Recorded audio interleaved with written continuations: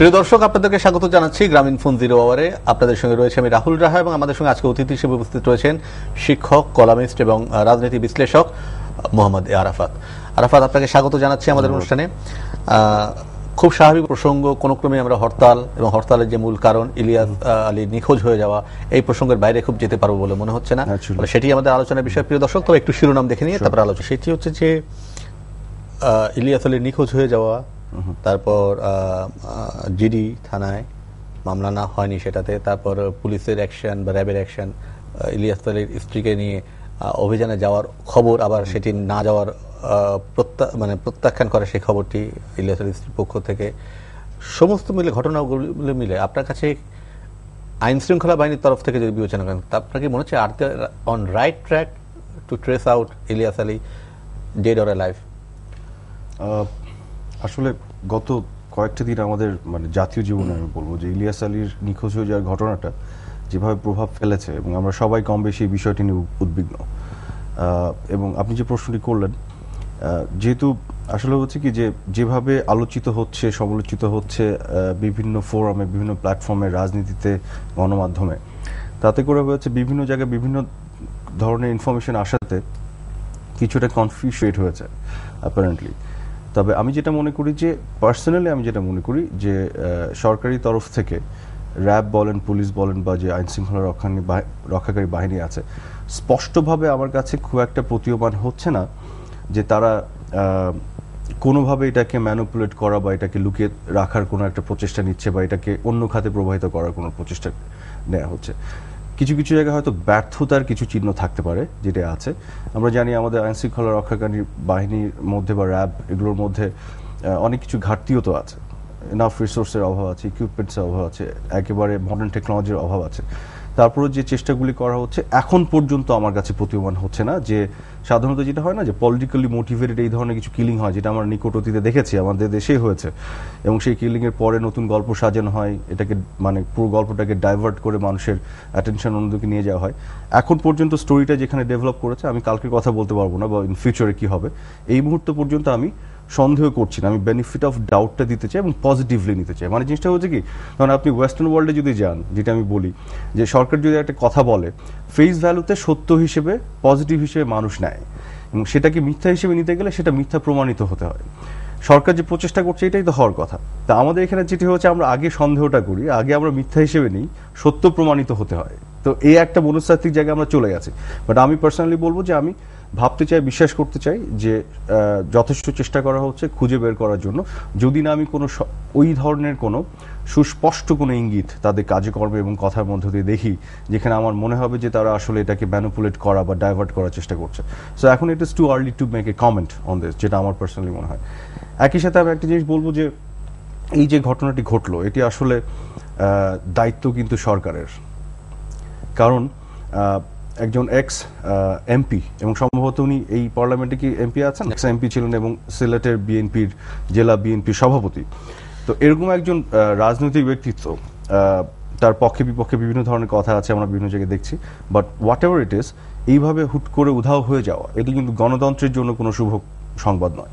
এবং আমরা সবাই মনে করি যে একটা সুস্থ গণতান্ত্রিক রাষ্ট্রে এই ধরনের উদাহরণ তৈরি করা বা তৈরি যদি হয়, সেটি আসলে এক ধরনের অশনি সংকেত বয়ে আনে।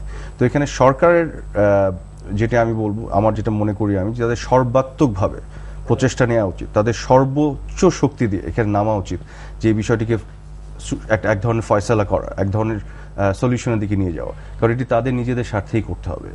এবং একই সাথে আমি বলবো যে এটি আসলে সত্যিকার অর্থে আপনি দেখেন সবচেয়ে খারাপ একটি বিষয় যে আপনি ওদের ফ্যামিলির কথা চিন্তা করেন, যে শুনতে খারাপ লাগবে হয়তো, একজন আমার খুব নিকট আত্মীয় মারা গেছে বা হত্যাকাণ্ডের শিকার হচ্ছে এক রকমের বিষয়, আর আমি জানি না আসলে হত্যাকাণ্ডের শিকার হয়েছে কিনা, এক ধরনের শঙ্কার মধ্যে, এটা কি ধরনের মনস্তাত্ত্বিক ট্রমা, এটা ভাবাই যায় না। তো সেই দিক থেকে আমি সমব্যথী ইলিয়াস আলীর পরিবারের সাথে, এবং আমি মনে করি যে একইভাবে আমি এটাকে প্রতিবাদ করছি, ধিক্কার জানাচ্ছি, ঘৃণা জানাতে চাই, এবং একইভাবে আমি দাবি করতে চাই সরকারের কাছে যে তারা খুব শক্ত হাতে তাদের নিজেদের স্বার্থে, গণতন্ত্রের স্বার্থে, এবং তাদের যে কমিটমেন্ট দেশের মানুষের যে নিরাপত্তা এবং দেয়ার জন্য তারা যে কমিটেড, কনস্টিটিউশনাল তাদের যে কমিটমেন্ট আছে, সেই সব কিছু রক্ষার স্বার্থে তাদের সর্বোচ্চ প্রচেষ্টা নিতে হবে। এবং এই প্রচেষ্টাগুলোকে আর একটু ভিজিবল করতে হবে মানুষের কাছে, যাতে এটা দেখা যায়, মানুষ যাতে বোঝে। কারণ বিশ্বে বহু উন্নত দেশেও আমরা দেখেছি যে এরকম না হলেও বিভিন্ন ধরনের আইন শৃঙ্খলাজনিত দুর্ঘটনা ঘটে থাকে, কিন্তু তার পরবর্তীতে সরকার কিভাবে সেটিকে হ্যান্ডেল করছে তার উপরে ডিপেন্ড করে আসলে যে কতটুকু গণতন্ত্র ওখানে ইনস্টিটিউশনালাইজ প্রাতিষ্ঠানিকীকরণ হয়েছে। তো সেই গণতন্ত্র বা আমাদের আইন শৃঙ্খলার ব্যবস্থা বা অন্যান্য যে গণতান্ত্রিক যতগুলি ইনস্টিটিউশন আছে সেই বিষয়গুলি যে প্রাতিষ্ঠানিকীকরণ হওয়ার যেগুলি আমরা গভর্নমেন্টের প্রচেষ্টার মধ্যে কার্যক্রমের মধ্যে দেখতে চাই। আরেকটা কথা সেটা হচ্ছে যে ইলিয়াস আলী নিখোঁজ হয়েছেন, এতে দুঃখের কোনো ঘটনা নেই। অ্যাবসলিউটলি। এবং ইলিয়াস আলী কোনো একক ব্যক্তি না, এটা সমগ্র বাংলাদেশের মানুষের প্রতিনিধিত্ব করেন। ইলিয়াস আলী হোক, চৌধুরী আলম হোক বা শামীম, ছাত্র ইউনিয়নের সাবেক নেতা শামীমকে নিখোঁজ হয়ে গেছে, এরকম অনেক ঘটনা আছে, নিখোঁজ হয়ে যাওয়ার প্রচুর ঘটনা আছে। এই ঘটনাগুলো কিন্তু একটার পর ঘটতে থাকার কারণে এক ধরনের আতঙ্ক মানুষের ভিতরে তৈরি হয়, যে কারণে আপনি এটা নিন্দা জানান। এবং আমার মনে হয় একটি লোক পাওয়া যাবে না বাংলাদেশে যে নিন্দা জানান না। কিন্তু আমরা যেটা খেয়াল করছি এই ঘটনাকে কেন্দ্র করেও আবার এটা অবশ্য অনেক সময় আমরা স্বাভাবিক হিসেবে নিই যে হরতাল ডাকতেই পারেন, কিন্তু বাস জ্বালাও পোড়াও এটা কে করছেন আমরা জানি না। নট নেসেসারিলি যে বিএনপি করছে বা এটা যে অন্য কেউ থার্ড পার্টি করছে না তার কোনো গ্যারান্টি নেই, কিন্তু সাধারণ মানুষ মারা যাচ্ছেন, দুজন মানুষ মারা যাচ্ছে, এটি তো বাস্তবতা। এবং এর ফলে হচ্ছে কি একটি পরিবারের আতঙ্ক সমস্ত দেশে ছড়িয়ে দেওয়া হচ্ছে। ট্রু। আমি এখানে আপনাকে যেটি বলবো যে হ্যাঁ আপনি ঠিকই বলেছেন, ওই অর্থে কোনো এভিডেন্স আমাদের হাতে নেই যে বিএনপি এগুলো করছে কিনা, বাট যে কটা হরতাল হয়েছে প্রত্যেকটি হরতালের আগের দিন সন্ধ্যার সময় রাত্রেবেলা এই ধরনের ঘটনা হয়েছে, পরিকল্পিত বাসে আগুন জ্বালানো এবং কোনো না কোনো এই সরকার আমলে না অন্যান্য সরকারের সময় কিন্তু ঘটেছে রাইট। কিন্তু আমার এটা হচ্ছে আমি এখানে যদি আমরা দুয়ে দুয়ে মিলানোর চেষ্টা করি, যদি ধরেন এভিডেন্স না কিন্তু মেলানোর চেষ্টা করলে আমরা দেখবো যে আসলে এক ধরনের আতঙ্ক তৈরি করে মানুষ যাতে স্বাভাবিক কাজকর্ম থেকে বিরত থাকে এই ধরনের একটি চিন্তা ভাবনা থেকে তার আগের দিন এই কাজগুলি করা হয়, এবং এটা প্রত্যেকবার করা হচ্ছে, প্রত্যেকটি হরতালে আমরা দেখেছি। কাজে সেই অর্থে আমি একেবারে উড়িয়ে দিতে চাই না যে এখানে পরিকল্পিত কোনো ওই ধরনের কোনো ইনিশিয়েটিভ বা উদ্যোগ ছিল, অবশ্যই ছিল, এটা আমি মনে করি পার্সোনালি। এখন দেখুন এই যে একটা বাসের ড্রাইভার যা অগ্নিদগ্ধ হয়ে মারা গেল, প্রতিটি মানুষের জীবনই তো একইভাবে মূল্যবান, তার পরিবারের কাছে তারা বোঝে। আমি সমব্যথী, সেই আজকে একজন মারা গেছেন এই হরতালের ফলশ্রুতিতেই অ্যাক্সিডেন্ট করে, যেটা আপনি বললেন সাভারে, রাইট? তারপর গতকাল যে মারা গেল, মানে একটি অন্যায়কে প্রতিবাদ করতে যে আমি আরেকটি কাজ করতে পারি না, যার কারণে আমি আরেকটি এর চেয়ে বড় বা একই ধরনের অন্যায় করে ফেললাম। এটি তো কোনো সলিউশন, সমাধান হতে পারে না। কারণ যেখানে গোটা দেশের মানুষ মনে করে, আমার বিশ্বাস যে গভর্নমেন্টের উপর একটা চাপ আছে বা গভর্নমেন্টের যে দায়িত্ব নিতে হবে, এবং আপনি খেয়াল করেছেন কিনা আমাদের মাননীয় স্বরাষ্ট্রমন্ত্রী এবং স্বরাষ্ট্র প্রতিমন্ত্রী তাদের বডি ল্যাঙ্গুয়েজ আপনি যদি দেখে থাকেন, তারা কিন্তু প্রচন্ডভাবে মুখে বলেছিল তারা বিব্রত, এবং একটা আসলে বিব্রতকর একটা অবস্থায় ফেলে দেওয়া হচ্ছে। এবং তাদের নিজেদের এই বিব্রতকর অবস্থা থেকে বের হয়ে আসার জন্য আমি যেটা বললাম, তাদের নিজেদের সর্বোচ্চ প্রচেষ্টা নিতে হবে এটা সমাধানে। তবে একই সাথেই এবং হরতালে আর একটা বড় নেগেটিভ সাইড যেটি হচ্ছে যে বাংলাদেশ কিন্তু দেখুন অর্থনৈতিক দিক থেকে এর যে পোটেনশিয়াল আছে, আবার একই সাথে একটা অনেকগুলি চ্যালেঞ্জ আছে গ্লোবাল ইকোনমিক ক্রাইসিসের মধ্যে পড়ে, সেখানে হরতাল কিন্তু একটা বড় বাধা হয়ে দাঁড়ায়। আমাদের দেশের সাধারণ মানুষ কিন্তু হরতাল চায় না। কাজে আমি মনে করি না যে এই হরতালটা কোনো সলিউশন ছিল বা হরতালে যাওয়ার কোনো প্রয়োজন ছিল, এটা হচ্ছে আমার ব্যক্তিগত অভিমত। আমরা কিন্তু একটা অপেক্ষা করতে পারতাম, সরকারের উপর মানুষের নজর আছে, মানুষ দেখছে, আজকে গণমাধ্যম যেভাবে সবকিছু তুলে ধরছে আমরা কিন্তু দেখছি, বুঝছি। এবং আমরা যদি যেটি আপনাকে বললাম যে একটা পর্যায়ে এসে মনে হতো যে আসলে সরকার এটার মধ্যে মন দিচ্ছে না, এটার মধ্যে সরকারের ইচ্ছার যথেষ্ট বহিঃপ্রকাশ ঘটছে না এটিকে উদ্ঘাটন করার, সেক্ষেত্রে ইতিমধ্যে বিভিন্ন ঘটনা ঘটেছে যেখানে সরকারের যে কাজগুলো ঠিক করেনি সাধারণ মানুষ কিন্তু সেগুলো রোধ করেছে। ট্রু। বিভিন্ন সময় বিভিন্ন যে এয়ারপোর্টের ঘটনা যদি ঠিক আছে, এবং বিভিন্ন সময় এবং গণমাধ্যমের কারণে এবং মানুষের সচেতনতার কারণে, প্রযুক্তির ডেভেলপমেন্টের কারণে সবার হাতে মোবাইল ফোন, এক্স্যাক্টলি এখন এটাতে সরকার কি করছে না করছে সেটা কিন্তু দেখা সম্ভব। অ্যাবসলিউটলি, এই জন্য আমি বলছি জনমত অত্যন্ত দ্রুত পরিমাপ করা যায়। অ্যাবসলিউটলি, হরতাল বিষয়টি এখন খুব ব্যাকডেটেড হয়ে গেছে। এবং আমি বলবো বিএনপিও কিন্তু গত 3-3.5 বছরে এটা মনে হয় তাদের হরতাল ছিল, তারাও মনে হয় কিছুটা রিয়ালাইজ করছে মানুষ এটা অ্যাকসেপ্ট করছে না। এবং এই যে কালকের হরতাল, মানে আজকের দিন পার হয়ে গেলে যে আবার হরতালটা এক্সটেনশনে গেল, এই হরতাল কি কোনোভাবে ইলিয়াস আলীকে খুঁজে বের করে আনার প্রক্রিয়াকে ত্বরান্বিত করতে পারে? এর করার কোনো সুযোগ আছে? এটি নর্মাল কমন সেন্স, কিন্তু এটি যেটি করবে দেশের অর্থনীতিকে ক্ষতিগ্রস্ত করবে, আরও কিছু নিষ্পাপ মানুষ মৃত্যুর মুখে ঢলে পড়বে এই হরতালের ফলশ্রুতিতে, আরও কিছু জানমালের ক্ষয়ক্ষতি হবে, সম্পদের ক্ষতিগ্রস্ত, কোনো মানে হয় না। কিন্তু একই সাথে আমাদের আসলে যেটা নজর দেওয়া উচিত ছিল, কিন্তু এটা সরকারের উপর চাপ তৈরি হবে না, সরকারের উপরে হরতালের মাধ্যমে দুদিনের কারণ হরতালে খুঁজে বের করার কি চাপ দায়িত্ব তৈরি তো হবে? সরকারের। না, তা তো বটেই, সরকারের উপর চাপ তৈরি হবে যদি সমস্যারে মানুষ বিভিন্ন ধরনের প্রোগ্রামের মাধ্যমে যে দাবিটা জানাচ্ছে সেটি কিন্তু একটা চাপ সরকারের উপর। তো আমি তো মনে করি ডে ওয়ান থেকে চাপ অলরেডি আছে, কারণ সরকারের সবচেয়ে বড় চাপ হচ্ছে আমরা একটা গণতান্ত্রিক সমাজে বাস করছি, সরকারকে নেক্সট ইলেকশন ফেস করতে হবে, সাধারণ মানুষের গণমাধ্যমের মাধ্যমে আজকে সচেতন, সরকার যদি এটাকে সঠিকভাবে সমাধান না দিতে পারে তাহলে সরকারকে সেটা এর পরিণাম ভোগ করতে হবে। এটি তো অলরেডি একটা বিশাল চাপ একটি গণতান্ত্রিক সমাজে একটা সরকারের উপর, সেটি তো আছেই। কিন্তু হরতাল ডাকার মাধ্যমে এই যে আরো কিছু মানুষের যে কে মৃত্যুর মুখোমুখি দাঁড় করিয়ে দেওয়া, এই জীবনগুলিও তো একইভাবে ইকুয়ালি মূল্যবান, যেটি আমি মনে করি। এই জীবনগুলির কি হবে, এই পরিবারগুলি কি হবে, এগুলো তো আমরা খবরে আপনাদের খবরের মাধ্যমে দেখতে পাচ্ছি। এর কি সমাধান আমরা আমাদের বিরোধী দল বা অন্যান্য দল যারা হরতালের মধ্যে আছে তাদের কাছ বিএনপি থেকে যখন ক্ষমতা ছিল তখনও বিভিন্ন ঘটনাতে আওয়ামী লীগ আবার এরকম হরতাল ডেকেছিল, কিন্তু আপনি কি সেগুলো মনে করেন সেগুলো কি ঠিক ছিল? না, আমি যেটি মনে করি, দেখুন, হরতাল একটা লাস্ট রিসর্ট হিসেবে পলিটিক্যাল পার্টিগুলি ডাকতে পারে। হরতালকে কিন্তু আমি মনে করি না যে হরতাল থাকা উচিত না। আমি ব্যক্তিগতভাবে আমি যেটি মনে করি হরতাল ডেমোক্রেটিক রাইট, এটা হচ্ছে আমার স্ট্যান্ড। কিন্তু হরতাল ডাকা মানে আপনি দেশ এবং দেশের অর্থনৈতিক ক্ষতিগ্রস্ত করছেন। কিন্তু যখন দেখবেন যে দেশ আরো বড় একটা ক্ষতির সম্মুখীন, যেখানে গণতন্ত্র হারিয়ে যাচ্ছে, স্বাধীনতা হারিয়ে যাচ্ছে, এরকম সিচুয়েশন তৈরি হচ্ছে, যখন আপনি দেখবেন বড় ধরনের অন্যায় হচ্ছে, তল করা যেতে পারে। কিন্তু আমি আজকের বাস্তবতা যেটি মনে করি, হরতালের আসলে উপযোগিতা, সেটি আওয়ামী লীগ বলেন বিএনপি বলেন, ধীরে ধীরে কিন্তু আস্তে আস্তে নষ্ট হয়ে যাচ্ছে। হরতালের যে আপনার যে ভ্যালু, এগুলো আস্তে আস্তে দুর্বল হয়ে পড়ছে, কারণ সাধারণ মানুষ তো হরতালকে রিজেক্ট করছে। আজকে জোর করে হরতাল করতে হচ্ছে, এই যে অগ্নিসংযোগের মাধ্যমে মানুষকে হত্যা করার মাধ্যমে হরতাল করতে হচ্ছে। একজন মানুষ নিখোঁজ হলেন বা হত্যাকাণ্ডের শিকার হলেন, তার বিপক্ষে দাঁড়িয়ে আমি আরো কিছু মানুষ হত্যাকাণ্ডের মধ্যে আমি জড়িত হলাম, এটা তো কোনো সুস্থ সমাজের কোনো লক্ষণ হতে পারে না। আমরা ছোট্ট একটা বিরতি, সম্প্রতি নিখোঁজ হয়ে যাওয়া ইলিয়াস আলীর প্রসঙ্গ নিয়ে আলাপ করছিলাম, হরতাল নিয়ে আলোচনা করছিলাম, সেই নিখোঁজের প্রতিবাদে ডাকা হরতাল।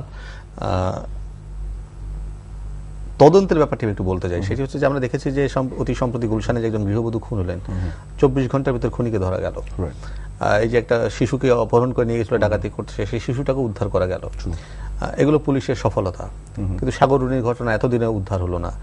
ইলিয়াস আলীর ঘটনা এই 72 ঘন্টার বেশি, এখন 96 ঘন্টার দিকে যাচ্ছে, এখনো ইলিয়াস আলীকে ট্রেস করা গেল না।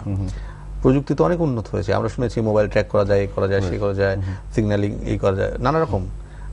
সেখান থেকে কি একটা প্রশ্ন এসে যায় যে যেখানে পলিটিক্যাল ইনফ্লুয়েন্স থাকে না সেই ঘটনাগুলো দ্রুত হচ্ছে, যেখানে পলিটিক্যাল ইনফ্লুয়েন্স সেই ঘটনাগুলো হচ্ছে না। আপনি কি সেরকম কিছু মনে করেন? এখানে আমার ওপিনিয়নটা এরকম যে আপনি ঠিকই বলেছেন যে প্রযুক্তির উন্নয়ন ঘটেছে, বাট একইভাবে যারা ধরেন পারপেট্রেটর, যারা ধরেন এই অপরাধের সাথে যুক্ত, তারাও কিন্তু সেই প্রযুক্তির উন্নয়নের অ্যাডভান্টেজ নিচ্ছে, তারাও কিন্তু আরো চালাক হয়ে যাচ্ছে, তারাও কিন্তু নিজেকে ধরা বাধার বাইরে, মানে পুলিশের বা আইন শৃঙ্খলা বাহিনীর মানে ইয়ের বাইরে, বলয়ের বাইরে নিজেকে রাখার বিভিন্নভাবে পরিকল্পিত যে হত্যাকাণ্ড বা এই ঘটনাগুলি ঘটছে, এগুলো করছে। তো যেটি হচ্ছে কি যে আমার যেটা মনে হয় এগুলো কেস বাই কেস ডিপেন্ড করে, যেটি আপনাকে বলছিলাম আমি, যে কিছু কিছু জিনিস খুব কুইকলি আপনি করে ফেলেন, ধরে ফেলেন, ক্লুগুলি পাওয়া যায়। এগুলো তো স্পেসিফিকলি আসলে সময় ধরে সময় বলে করার বিষয় নয়, আসলে এক একটি কেস এক এক রকমের।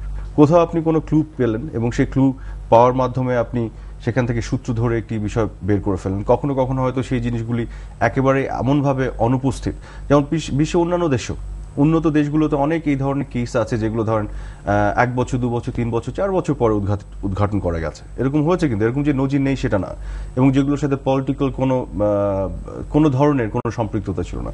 আমি পার্সোনাল করি সাগররুনির ক্ষেত্রে, যেটি আমার একেবারে মানে গুড সেন্স, যেটা সেই জায়গা থেকে আমার যেটা মনে হয় যে একেবারে স্পেকুলেশন, যে এইখানে আমার মনে হয় না যে সরকার একটা বিশাল ব্যাপার, তার সাথে এরকম পলিটিক্যাল কোনো মোটিভেশন, মানে এটার সম্পৃক্ত থাকার চান্স হচ্ছে খুবই কম। মানে পার্সোনালি যদি আমি মনে করি, given their role in the media and the significance of it, ওগুলো যদি আমরা চিন্তায় ধরি, ইলিয়াস আলী যে বিষয়টা, এখানে পলিটিক্যালি মোটিভেটেড হওয়ার যথেষ্ট সুযোগ আছে, এক ধরনের উদ্যোগ থাকার সুযোগ আছে, কিন্তু বিভিন্ন কারণে ঘটতে পারে। অন্তর্দলীয় কন্দল থেকে হতে পারে, ওই একই এলাকায় আওয়ামী লীগ বিএনপির মধ্যে যে রেষারেষি বা যে দ্বন্দ্ব আছে সেগুলো থেকে হতে পারে। তবে পার্সোনালি আমি যেটি মনে করি যে সরকারের এখানে সরাসরিভাবে সম্পৃক্ত থাকার সুযোগ খুবই কম, এই অর্থে যে আপনি যদি দেখেন এই ঘটনার মাধ্যমে কে বেনিফিশিয়ারি হচ্ছে, আপনি যদি ওই যে বেসিক যে আপনার কমন সেন্স যেটা যেখান থেকে আপনার শুরু করে যে কোনো তদন্ত আসলে কারা বেনিফিশিয়ারি, কাদের লাভ হচ্ছে, সেখান থেকে মোটিভ খোঁজা, মোটিভ থেকে আস্তে আস্তে করে যে পারপেট্রেটরকে খোঁজা যে বিষয়, সেখান থেকে দেখলে আমি তো দেখছি সরকার একটা নাজুক অবস্থায় পড়েছে, একটি বিব্রতকর অবস্থায় পড়েছে। সে আসলে কি জবাব দিবে জনগণকে, সেই জায়গায় পড়ে আছে। কাজে সরকারের ইলিয়াস আলীর যে স্ট্যাচারের যে লিডার, সেই জায়গাতে আমি দেখি না সরকারের নর্মালি কমন সেন্স চিন্তা করলে যে আসলে বেনিফিশিয়ারি হওয়ার কোনো খুব একটা সুযোগ আছে। আপনি একটা প্রশ্ন করতে চাই, সেটা হচ্ছে সাধারণে আমরা ফেসবুকে দেখছি নানা রকম প্রচারণা যে অতি সাম্প্রতিককালে সরকার আরেকটি ঘটনাতে বিব্রতকর অবস্থায় পড়েছিলেন, সেটা হচ্ছে সুরঞ্জিত সেনগুপ্তের এপিএস এর অর্থ কেলেঙ্কারি, এবং তিনি সিলেট অঞ্চলের লোক, ইলিয়াস আলী সিলেট অঞ্চলের লোক। একটা যোগসূত্র বের করে অনেকে বলা হচ্ছে যে ওই ঘটনাটাকে চাপা দেওয়ার জন্য বা ওই ঘটনার সঙ্গে যুক্ত থাকা নানা কারণে সরকারের তরফ থেকে এটা করা হতেও পারে বলে একটা অনুমান করা হচ্ছে। আচ্ছা, এটা আমাদের বিরোধী দলের পক্ষ থেকে কথাটি এসছে, কিন্তু আমার যেটি মনে হয় যে আসলে কোথা থেকে জন্য, মানুষের মন থেকে মুছে ফেলার জন্য, না কি কোন বিষয়টা, নাকি তদন্ত থামিয়ে দেওয়ার জন্য? সুরঞ্জিত সেনগুপ্তের বিষয় নিয়ে তদন্ত যেটি হওয়ার কথা সেটি তো হচ্ছে। এখন মানুষের মন থেকে মুছে ফেলার ব্যাপারটা যদি বলেন, আমাদের দেশে যেটি হয়েছে এটি কিন্তু আমি একটু সমালোচনা করব গণমাধ্যমকে। আমরা একটি বিষয় নিয়ে যখন ঘটে তখন আমরা খুব বড় আকারে কিন্তু সেটি নিয়ে আমরা অনেক আলোচনা সমালোচনা হয়, কিন্তু অনেক বড় ঘটনা কিন্তু আবার অনেক সময় আমরা আমাদের বিস্মৃতির মধ্যে চলে যায়, আমরা বিস্মৃত হয়ে যায়, কেন এগুলো থাকে না, নতুন একটি ঘটনা আবার চলে আসে। আমি সব গণমাধ্যমের কথা বলছি না, ক্ষেত্র বিশেষে এই ধরনের সমস্যার মধ্যে আমরা পড়ি। তবে এরকম একটি ঘটনাকে ধামাচাপা দেওয়ার জন্য আরেকটি নতুন একটা সমস্যাকে ধামাচাপা দিতে যে আরেকটি নতুন সমস্যা তৈরি করবে সরকার, এটি তো আরেকটি বড় সমস্যা তার জন্য, সেটিও আমার এটা একটা পলিটিক্যাল স্টেটমেন্ট মনে হয়। অ্যাবসলিউটলি এটা কোনো লজিক বা কোনো ধরনের ইয়ের মধ্যে মানে কোরিলেশন আছে, এটা আমার সেন্সে অ্যাটলিস্ট আমার মনে হয় না আর কি। সেটা আপনার মনে হচ্ছে না? অ্যাবসলিউটলি নট, কারণ এটা কিভাবে ধামাচাপা পড়লো? সুরঞ্জিত সেনগুপ্তের বিষয়গুলি নিয়ে যে তদন্ত সেটি তো হচ্ছে, সেই তদন্তের প্রক্রিয়াধীন তো আছে। মানুষের মন থেকে একেবারে কি মুছে গেছে সেটি তো না। ইলিয়াস আলী ঘটনা হলো, নতুন কোনো ঘটনা ঘটবে, নতুন কোনো ঘটনা নিয়ে আমরা আলোচনা করব, চিন্তা করব, কিন্তু একেবারে যে এটা ব্যাকসিটে চলে যাবে সেটি না, এটি তো বারে বার আসবে হয়তো ঘুরে। যেটা আমি দাবিও করব, বরং যে বড় ঘটনাগুলি ঘটছে যেগুলো আমাদের গণতন্ত্রের জন্য সমাধান হওয়া দরকার। আমি একটা প্রশ্ন করতে চাই, আমরা বিভিন্ন খেয়াল করছি গত এক বছরের বেশি সময় ধরে একটার পর একটা ঘটনাগুলো ঘটছে যে ঘটনাতে সরকারকে বিব্রত হতে হচ্ছে, এবং কিন্তু একই সঙ্গে এই সমস্ত ঘটনাতে সরকারের আইন শৃঙ্খলা বাহিনীর যেহেতু আইন শৃঙ্খলা বাহিনী সরকার দ্বারা নিয়ন্ত্রিত, আইন শৃঙ্খলা বাহিনীর যে পারফরমেন্স দেখানোর কথা ছিল সেই পারফরমেন্স আইন শৃঙ্খলা বাহিনী দেখাতেও পারেনি। এর মধ্য থেকে কি কেউ বলতে পারেন যারা সরকারপন্থী যে এই সরকারের বিরুদ্ধে ষড়যন্ত্র চলছে?